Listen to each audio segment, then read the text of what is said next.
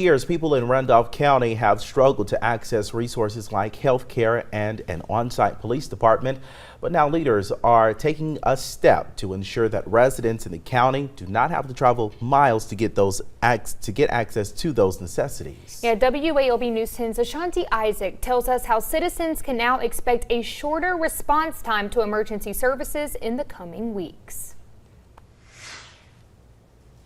The citizens of Shellman have asked multiple times, are we ever going to get our police department back? And the council will, under a unanimous vote, agreed to reinstate the Shellman Police Department. After 25 years of a combined partnership with the Randolph County Sheriff's Office, the Shellman Police Department now has a presence in the community again. According to the mayor of Shellman, Chris Weathersby, the decision was made to help relieve the Sheriff's Department from covering the city.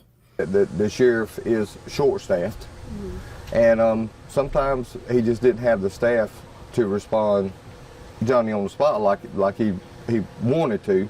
90% of the time a sheriff was over here, a deputy was around somewhere, so no, that was never a problem.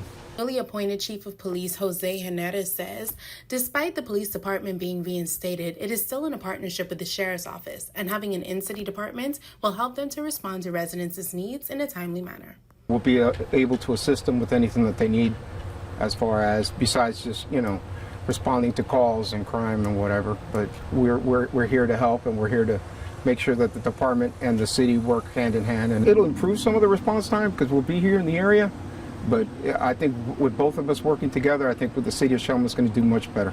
Now, with the hospital closing down, the response times of EMS personnel have been upward of 30 minutes. But according to Watley, with the reopening of the hospital, they hope to respond to citizens of Randolph County and the surrounding counties in a more effective way. The facility had gone through a tremendous degradation to the point that it needed a $10 million uplift just to meet minimum standards. So that grant money will go for new equipment and upgrading the hospital.